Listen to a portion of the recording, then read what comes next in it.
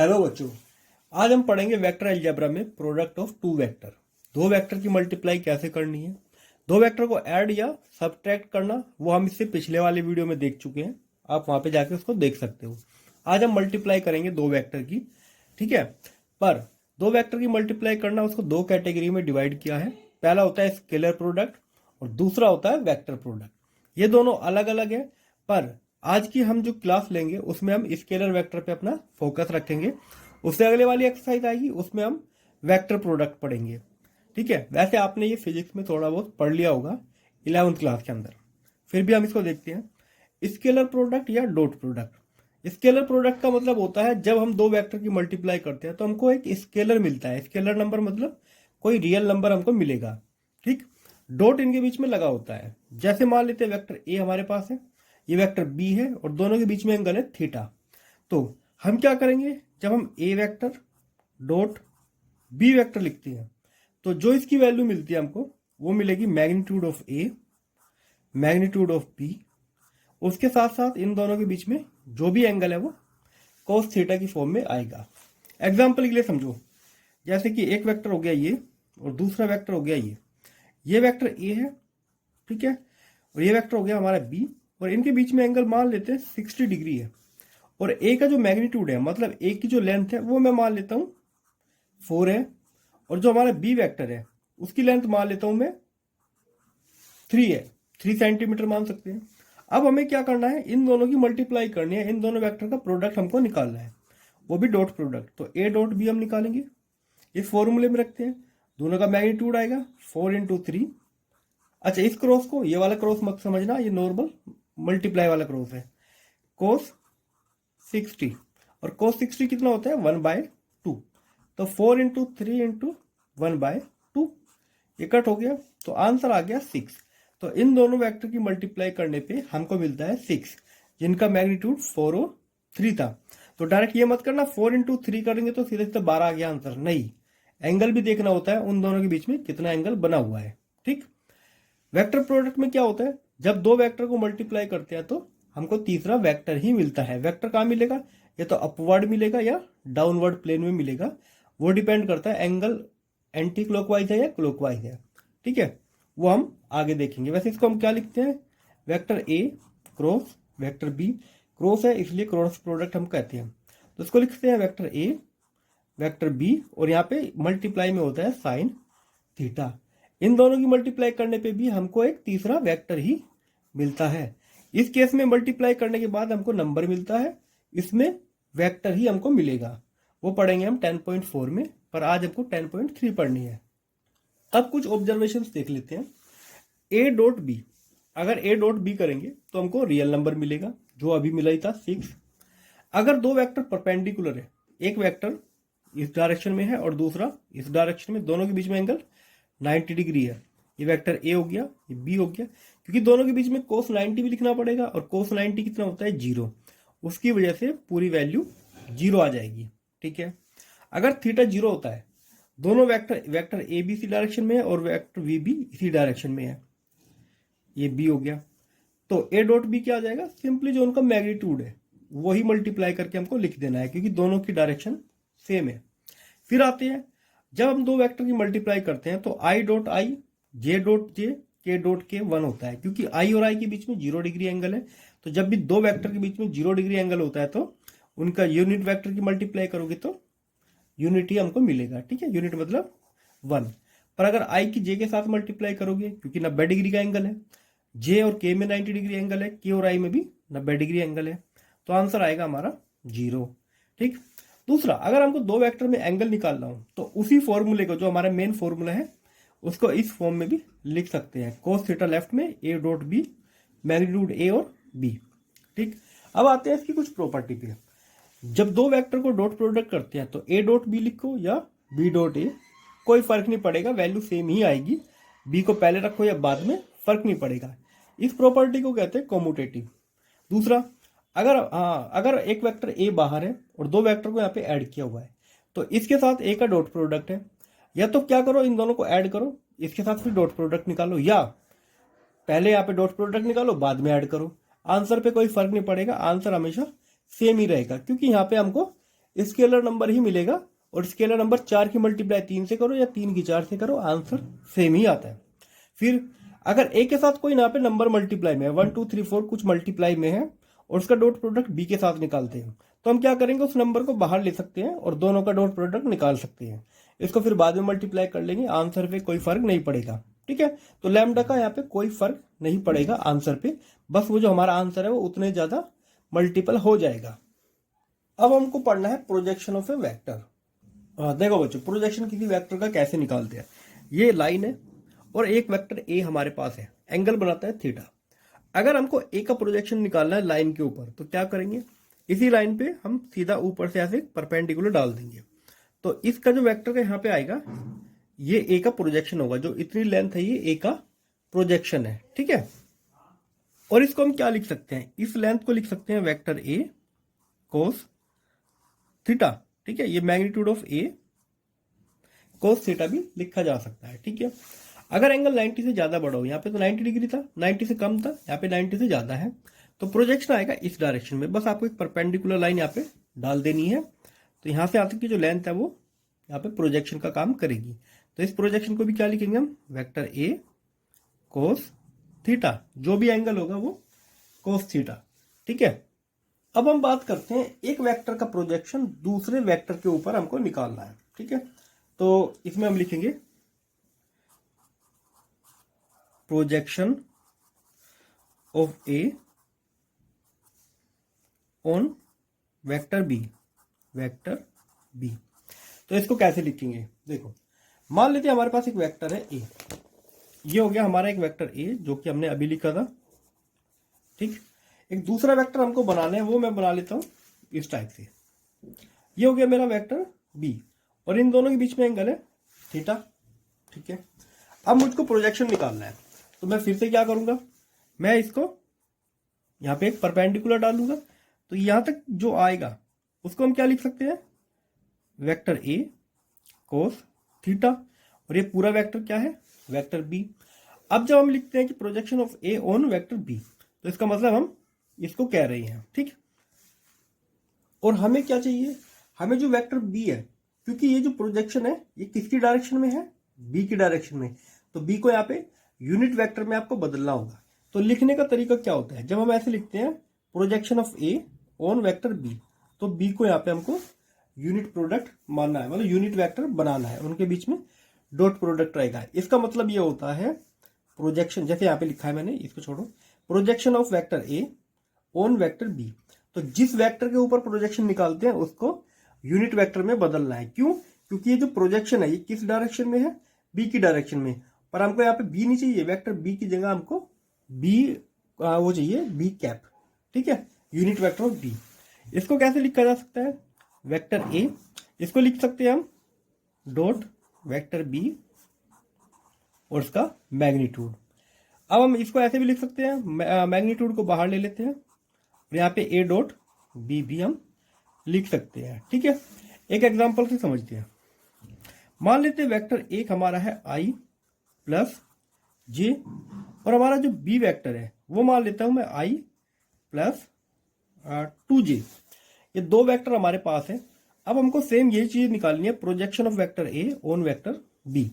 सबसे पहले बी को हमको यूनिट वेक्टर बना लेना है, या सीधा सीधा ये करेंगे, इन दोनों का डॉट प्रोडक्ट निकालेंगे, vector A dot vector B, उसके डिवाइड में ये। ठीक है, इन दोनों का डॉट प्रोडक्ट कैसे निकालते हैं, यहां पे लिखोगे I plus J dot I plus 2j। ठीक है, बी का हमको मैग्नीट्यूड निकालना है, तो अंडर रूट 1 प्लस 2 स्क्वायर। ठीक, आई की मल्टीप्लाई आई में होती है हमेशा, आई की जे में करोगे तो 0 आ जाएगा, तो आई की आई में करोगे तो 1, जे की जे में करोगे तो 2, नीचे कितना आएगा 4 और 1 5, मतलब कि रूट 5। तो आंसर आ गया 3 अंडर रूट 5। तो इसी को कहेंगे हम projection of A on B. तो उसकी वैल्यू कितना आएगी, रूट 3 अंडर रूट 5। ठीक है, अब हमको करने हैं एक्सरसाइज के क्वेश्चन 1 बाय 1। तो हम ओपनिंग एक्सरसाइज करते हैं 10.3। पहला क्वेश्चन देखते हैं, find the angle between the vector A and B जिनका मैग्नीट्यूड क्या दिया हुआ है, रूट 3 और 2, और इनका डॉट प्रोडक्ट दिया हुआ है √6। तो अपन मेन फॉर्मूला रखेंगे a dot b equal to होता है magnitude of a magnitude of b cos theta, और थीटा हमको निकालना है। ठीक है, अब हम क्या करेंगे, इसकी वैल्यू हमको पहले दी हुई है √6, ये वाली वैल्यू दी हुई है हमको √3, ये हो गई हमारी 2 कोस थीटा, दोनों डिनोमिनेटर में जाएंगे तो √6 √3 यहाँ पे आएगा 2 कोस थीटा। अच्छा पहले तो उसको कट करेंगे, तो उसको कट करेंगे तो ऊपर कितना आएगा √2 डिवाइड बाई 2 कोस थीटा, तो कोस थीटा आ गया हमारा 1/√2, और ये किसकी वैल्यू होती है, कौन से एंगल पे होती है, ये होती है हमारी 45 पे। तो इन दोनों वेक्टर के बीच में एंगल कितना है 45, और 45 को आप चाहे तो π/4 भी लिख सकते हो, कोई इशू नहीं है। फिर सेकंड क्वेश्चन आता है, इसमें भी हमको एंगल निकालना है, पर अब की बार पूरा वेक्टर हमको दिया हुआ है, ये वेक्टर ए हो गया और ये वेक्टर हमारा बी हो गया। तो फॉर्मूला लगाते हैं cos थीटा, इन दोनों वेक्टर का डॉट प्रोडक्ट निकालना है, तो ऊपर चाहे तो इन वेक्टर को लिख सकते हो i-2j plus 3k dot 3i-2j plus k।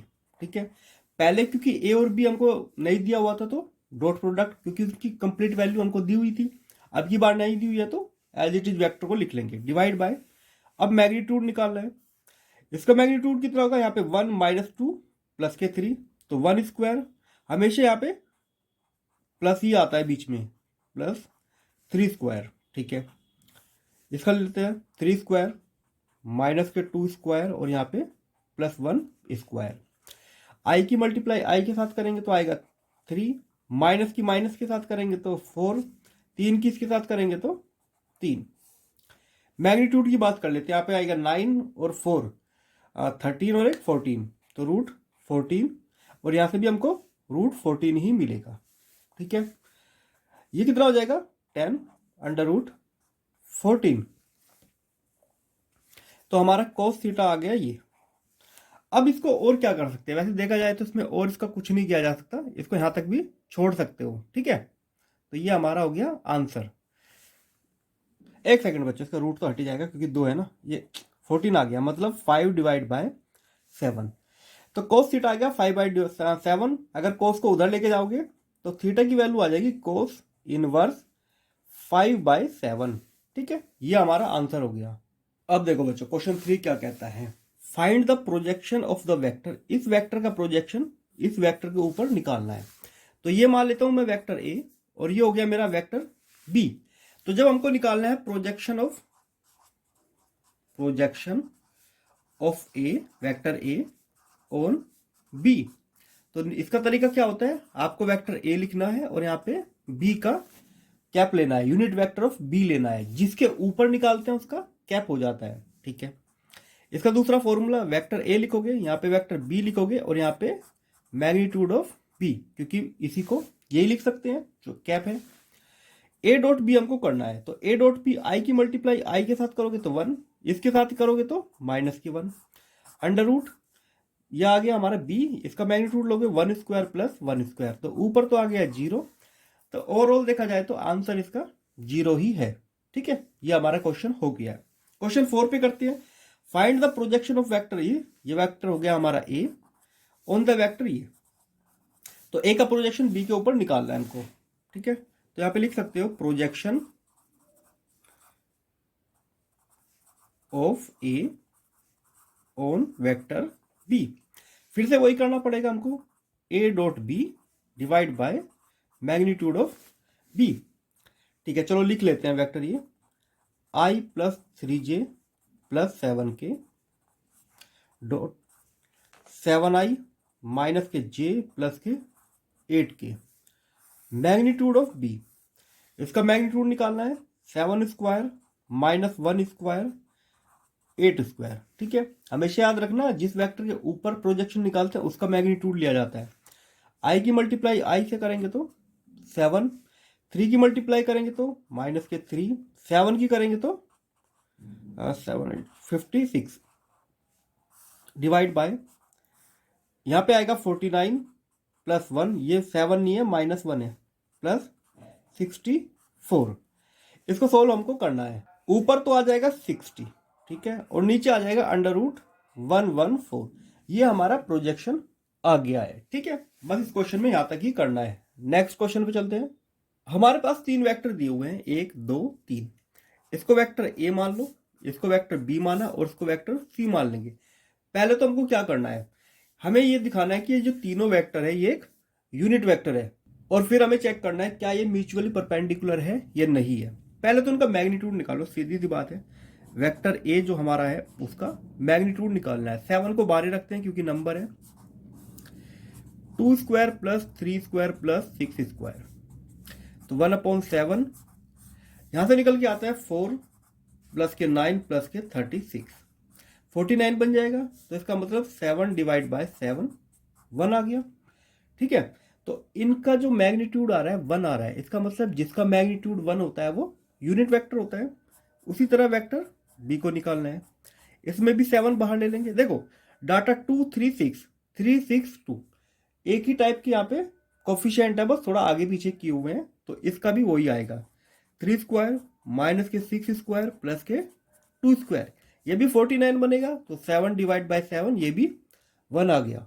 अब बात करते हैं सी की। मैग्नीट्यूड ऑफ सी 1/7, तो 6 स्क्वायर प्लस के 2 स्क्वायर प्लस के माइनस 3 स्क्वायर, ये भी फिर से 49 बनेगा। तो 7 डिवाइड बाय 7 1 आ गया।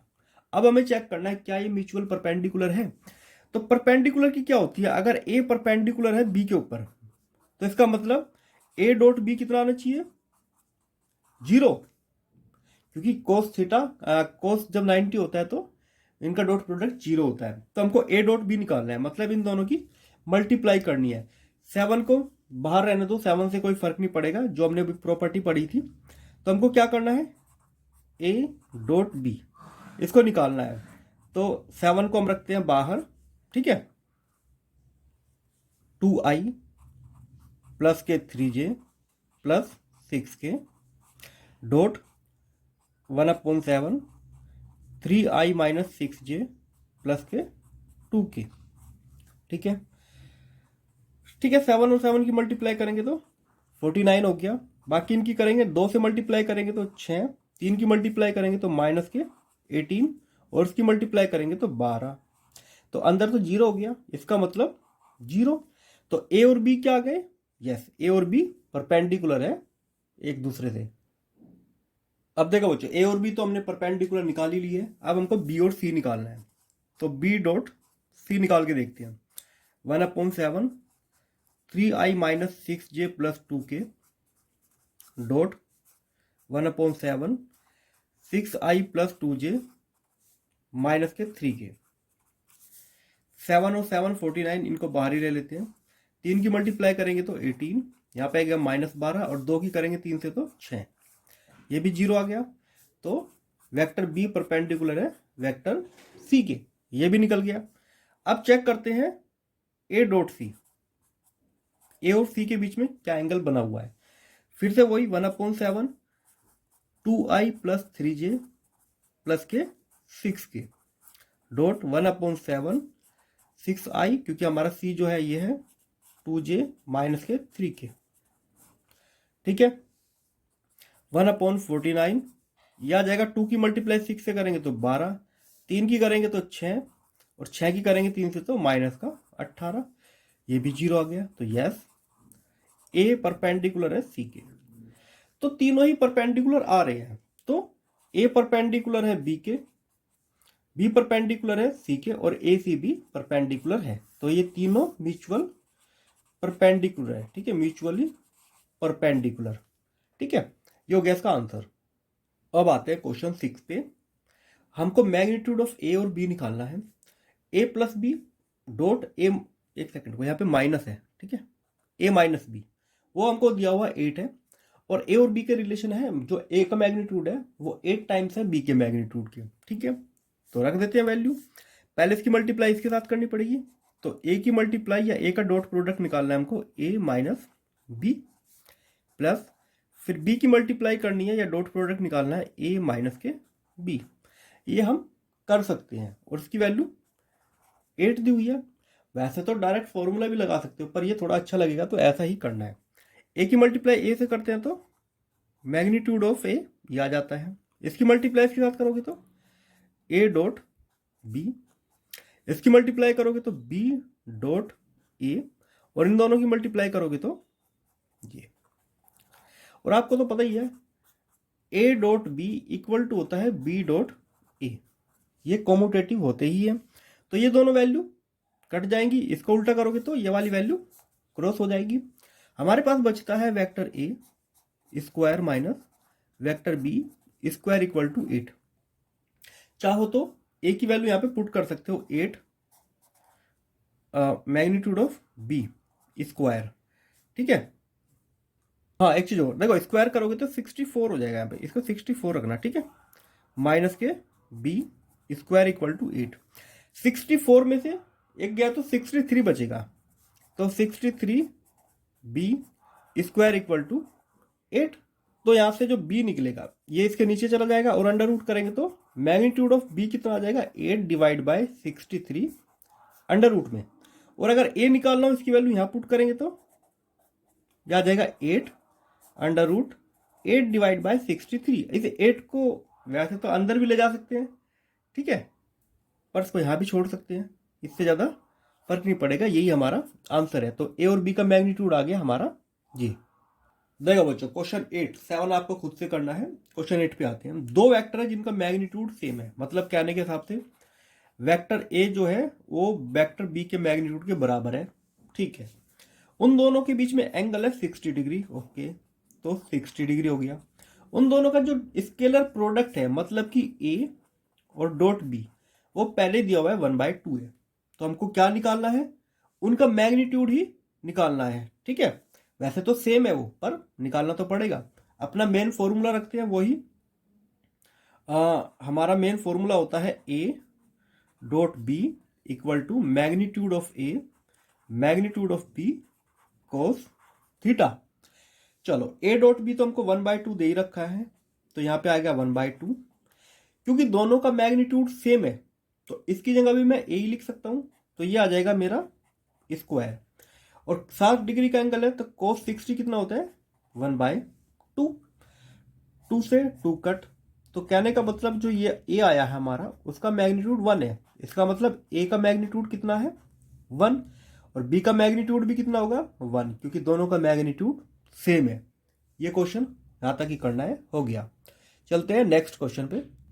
क्वेश्चन नंबर 9 क्या कहता है, हमको x का मैग्नीट्यूड निकालना है। अच्छा, ए जो है यूनिट वेक्टर है, मतलब कि ए का जो मैग्नीट्यूड है वो 1 है, ध्यान रखना। ये कंडीशन हमको दी हुई है x माइनस ए एक्स प्लस ए 12, ठीक है जी। निकालते हैं, पहले x की मल्टीप्लाई पूरे ब्रैकेट के साथ करेंगे, मतलब कि x डॉट एक्स प्लस ए माइनस फिर a की करेंगे तो a डॉट एक्स प्लस ए, और इसकी वैल्यू हमको 12 दी हुई है। मल्टीप्लाई कर देंगे तो ये हो जाएगा x का मोड, इन दोनों की मल्टीप्लाई करेंगे तो x डॉट ए, इन दोनों की करेंगे तो a डॉट x, और यहां आ जाएगा मैग्नीट्यूड ऑफ a, ठीक है। अब देखो ये दोनों तो सेम ही होते हैं कॉम्यूटेटिव प्रॉपर्टी से, तो ये कट, यह आ जाएगा हमारा x स्क्वायर, क्योंकि a का मैग्नीट्यूड 1 है तो 1 उधर चला जाएगा, तो ये हो जाएगा हमारा 13।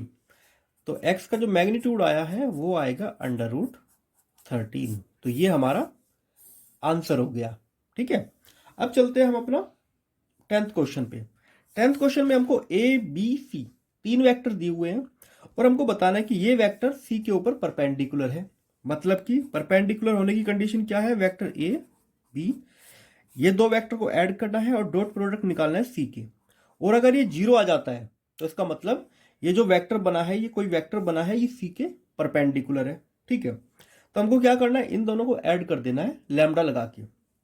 तो पहले लिखेंगे वेक्टर ए, हमको यहाँ पे निकालना है ए प्लस लैम्डा बी, ठीक है।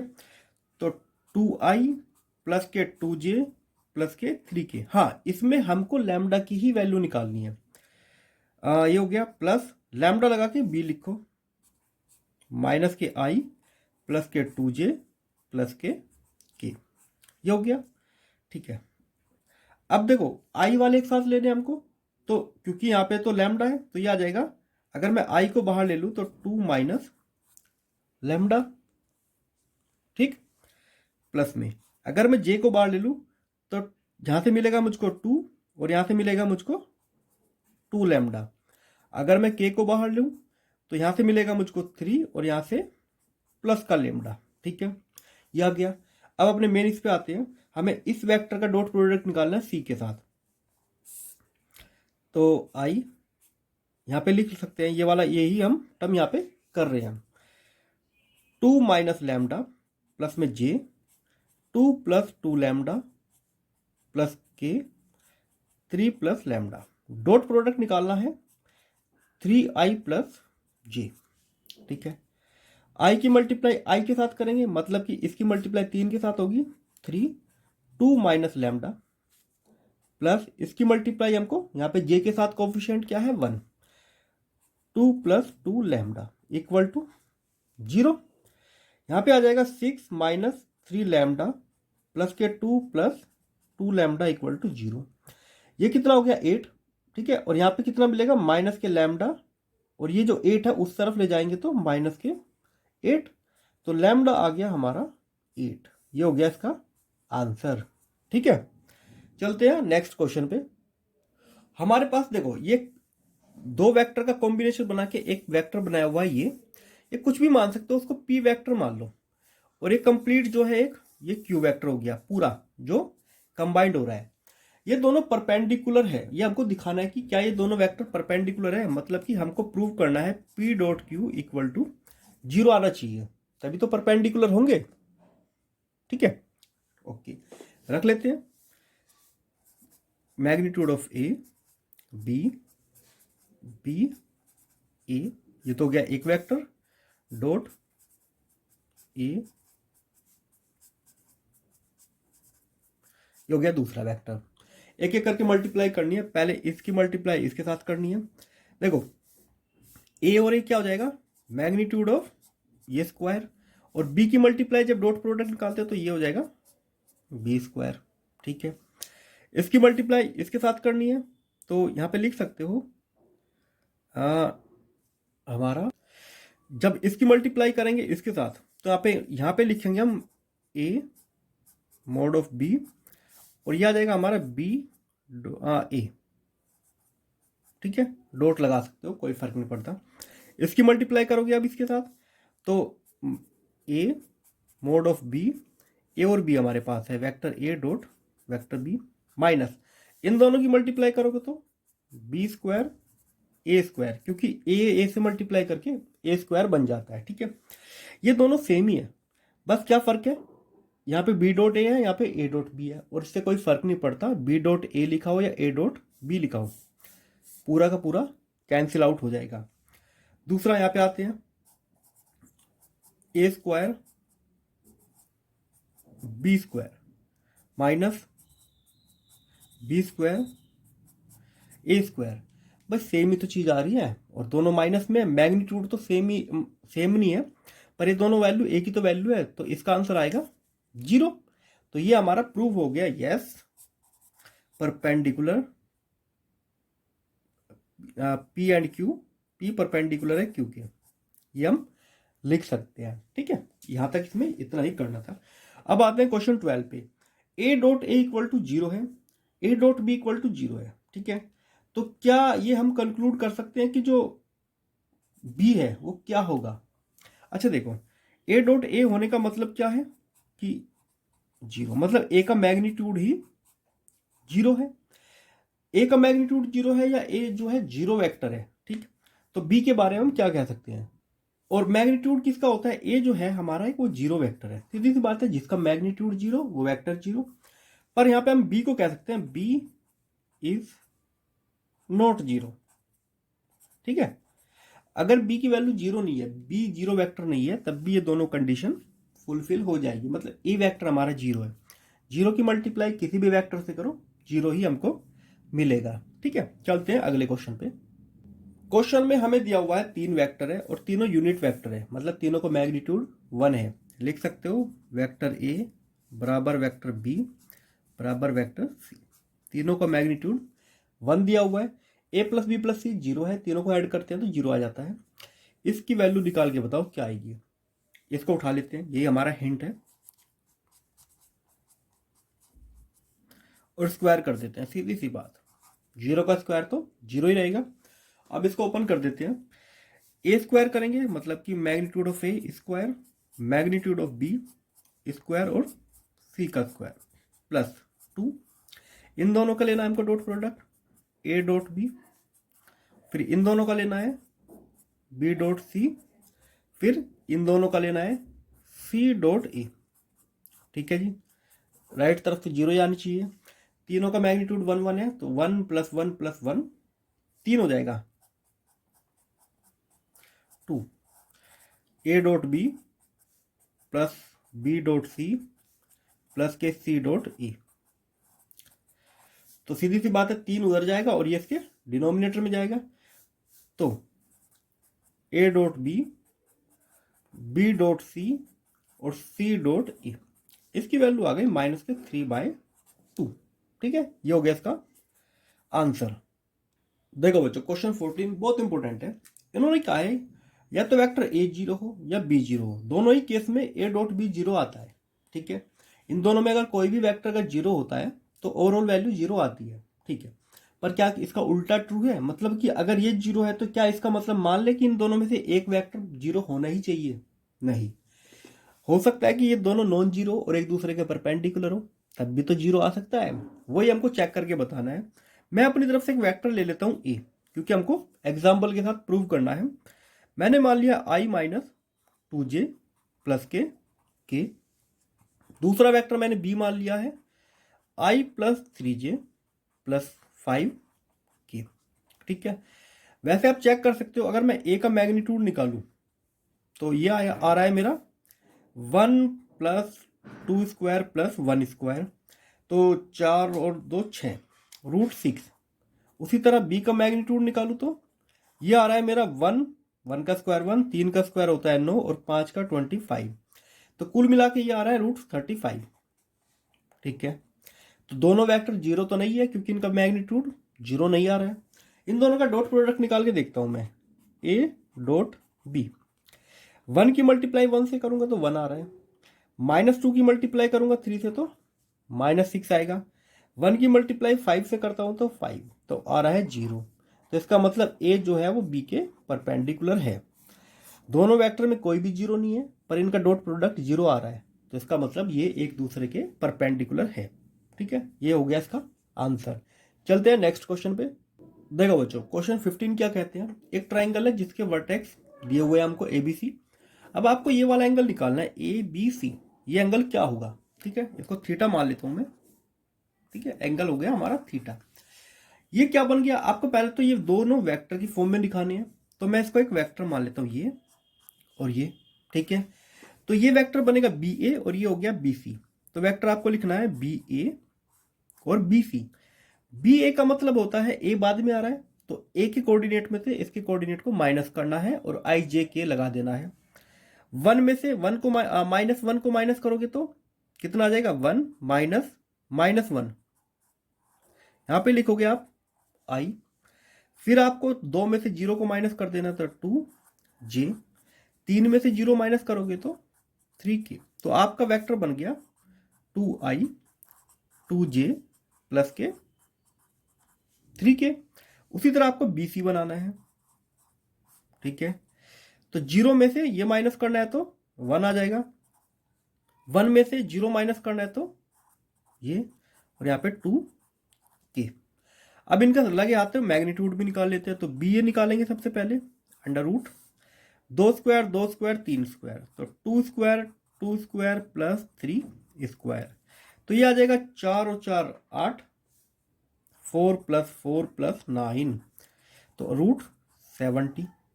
अब लगे आते BC भी निकाल लेते हैं, मैग्नीट्यूड उसका 1 प्लस 1 प्लस 2 स्क्वायर, तो √6 आ गया।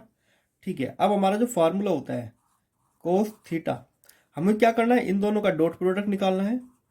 तो B A dot B C divide by magnitude of B A dot B सी।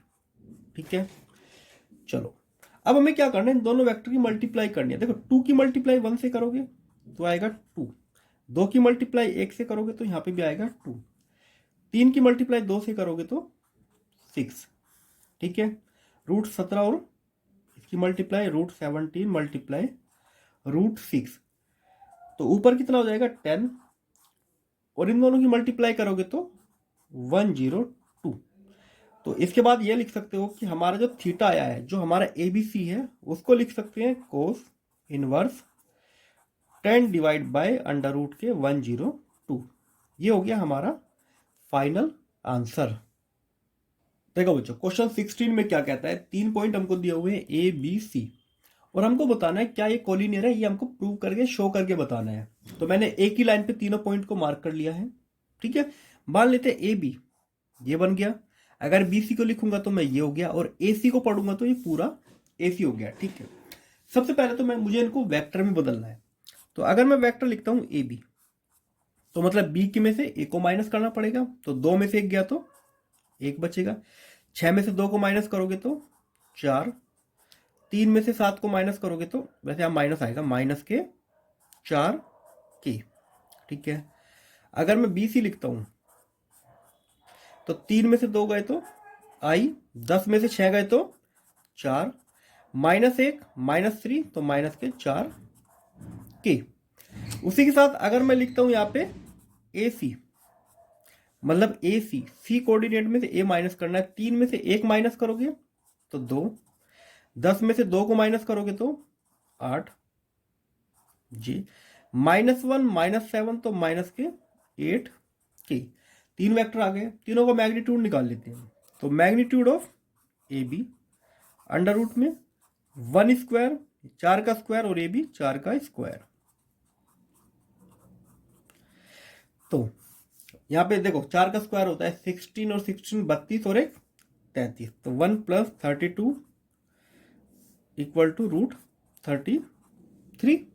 अब निकालते हैं हम BC में under root 1 square 4 square, 1 square plus 4 square plus के -4 स्क्वायर, सेम ही चीजें हैं, तो रूट 33 आएगा। अब निकालते हैं AC, 2 square plus 8 square plus minus के 8 स्क्वायर। देखो भाई यहाँ पे हो जाएगा 4, 64 प्लस 64, तो ये हो जाएगा 132। ठीक है, अच्छा इसको हम क्या लिख सकते हैं, 4 × 33। ठीक है, और ये 4 बार आ जाएगा तो 2 रूट 33 आ गया। अब यहाँ पे ध्यान से देखो, अगर मैं इन दोनों को ऐड कर देता हूं, क्या मिल रहा है मुझको, AB का मैग्नीट्यूड प्लस BC का मैग्नीट्यूड ऐड करके मुझे AC मैग्नीट्यूड मिल रहा है। ठीक है, कहने का मतलब ये लेंथ को ऐड करो, ये लेंथ को ऐड करो, तो टोटल आपको ये लेंथ मिल रही है। तो ये कंडीशन तभी तो फुलफिल होगी जब ये तीनों लाइन पे होगी। तो ABC आर कोलिनियर, तो ये जो पॉइंट है वो कोलिनियर है, कॉमन लाइन के ऊपर है। इसी के साथ बच्चों एक क्वेश्चन बचता है, वो आपको खुद से ट्राई करना है। ये एक्सरसाइज हो गई खत्म। अगर आपको इससे कोई डाउट हो तो आप हमसे कमेंट में पूछ सकते हो, और इस चैनल को सब्सक्राइब कीजिए। ठीक है, ताकि ये इससे आपको रेगुलर कंटेंट मिलता रहे। ठीक है, इस पर आपको वैसे आप काफ़ी चीज़ें आने वाली है, इस पर शॉर्ट नोट्स भी आएंगे फिजिक्स और मैथ के अलावा। ठीक है, तो मिलते हैं अगले वीडियो में।